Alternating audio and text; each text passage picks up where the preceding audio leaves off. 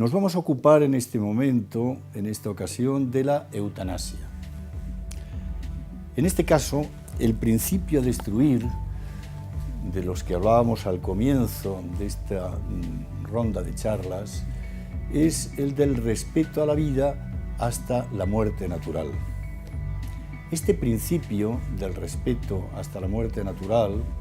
es, por supuesto, perfectamente compatible con todo lo que viene avanzando, digamos, la humanidad en sede de cuidados paliativos, de recursos para evitar el dolor o disminuirlo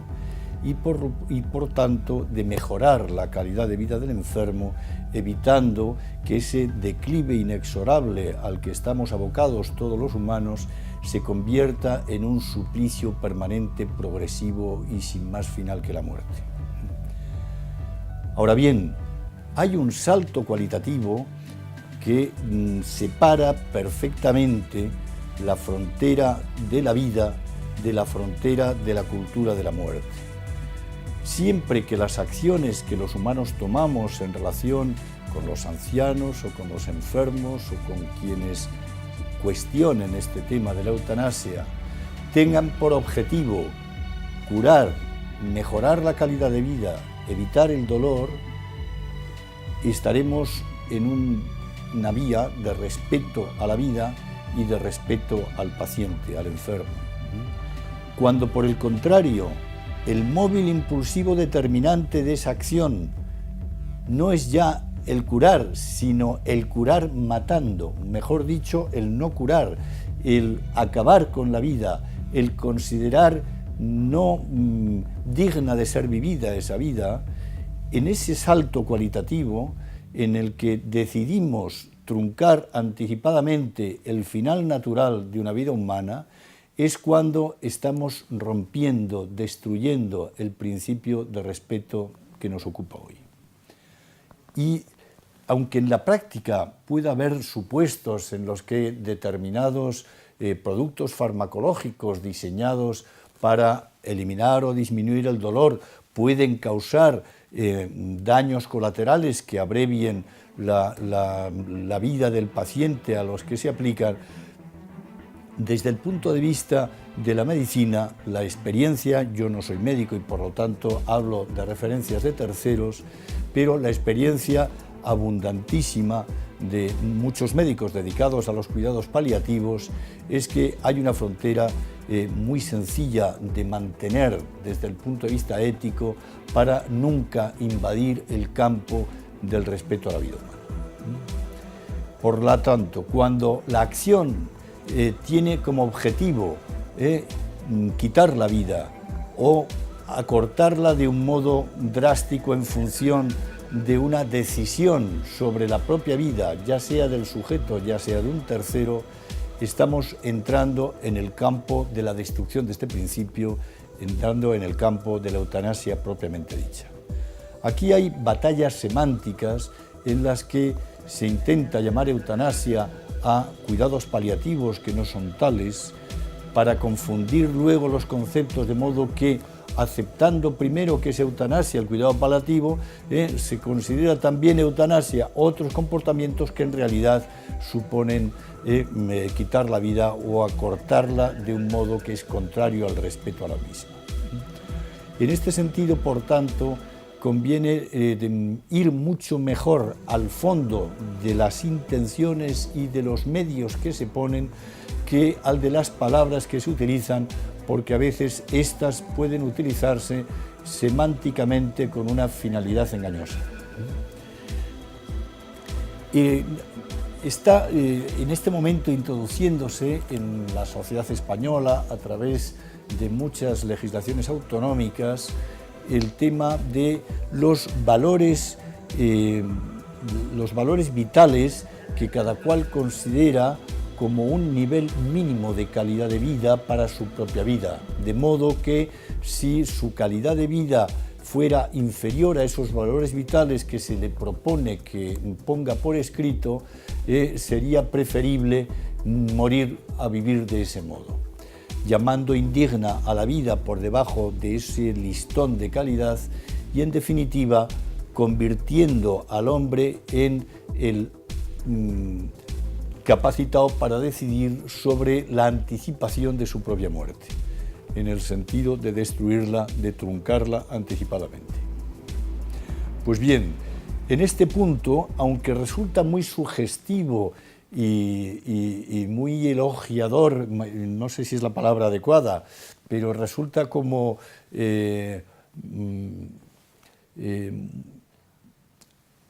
anima el respeto a la propia libertad que puede suponer el detallar digamos, el estándar de calidad de vida que yo necesito como mínimo para tener una vida digna. En realidad, esa ampliación de mi libertad a ese campo no deja de ser un espejismo de libertad, porque la única libertad que me da en la práctica es la de truncar la vida, no la de alargarla ni mejorarla, sino únicamente la de eliminarla antes de su tiempo natural. Y esa eliminación supone, además, abrir la caja de Pandora de haber destruido el principio del respeto a la vida. Y una vez que este principio se destruye, ya no hay modo de controlar si quien va a hacer uso de la nueva facultad de eliminar va a ser el propio individuo y con la prudencia adecuada a unas determinadas características, o si van a ser terceros, cuidadores, médicos o incluso legisladores, que en atención a circunstancias socioeconómicas de envejecimiento de población, de disminución de población activa, de aumento del peso económico de las pensiones, que supone un aumento de población de elementos pasivos desde el punto de vista económico, terminen legislando de un modo contrario a lo que es el respeto a la vida. Por lo tanto, mucho cuidado con estas definiciones de las escalas de valores vitales en las que uno cree como nivel de mínimos para mi propia vida. Es entrar en un terreno pantanoso peligrosísimo desde el punto de vista de la aplicación práctica y de los abusos a los que da lugar en la misma.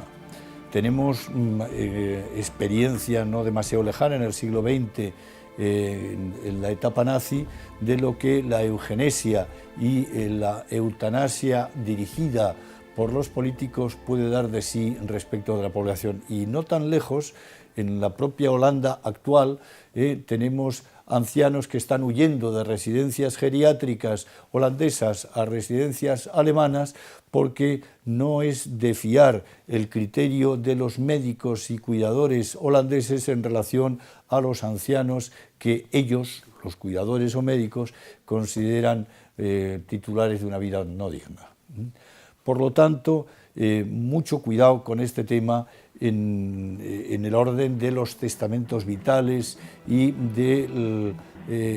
los prolegómenos de lo que puede ser en el futuro una ley de eutanasia activa. Es verdad que desde el punto de vista de la legislación vigente en España hoy sigue estando penalizada la eutanasia, aunque es verdad también que lo está en menor grado a como lo estaba en el Código Penal de 1973. El artículo 409 castigaba con la pena de reclusión menor al que ayudase a otro en el suicidio asistido o quien propiciase este tipo de muertes eutanásicas. Estas penas en la reforma de 1995 han sido notablemente atenuadas, y ello no significa que se haya introducido la eutanasia activa, sigue estando penalizada, pero puede suponer un paso en la línea de un plano inclinado en el que, si atendemos a las legislaciones autonómicas que van surgiendo concretamente en Andalucía en el año 2010, en Aragón en 2011, en Galicia en 2015, van preparando con estas declaraciones del testamento vital relativas a esos valores vitales que define el sujeto, van como preparando el camino para una posible eutanasia en un futuro no muy lejano. Máxime teniendo en cuenta que la situación en España, desde el punto de vista de la pirámide de población, es la de una base cada vez más decreciente, porque la fecundidad de los españoles es muy baja, y por lo tanto una parte superior, es decir, de gente de la tercera edad, que va creciendo en número y por lo tanto suponiendo una carga mayor para el pago de pensiones y costos de mantenimiento de estas personas mayores. ¿El tratamiento cuál es? Profundizar en la mejora de los cuidados paliativos, evitar la desatención y por supuesto el encarnizamiento terapéutico en todo caso, pero publicitar muy clara la frontera entre lo que es el cuidar la vida y lo que es acabar con ella, y por supuesto penalizar a toda persona, toda acción dirigida a acabar con la vida de cualquier persona.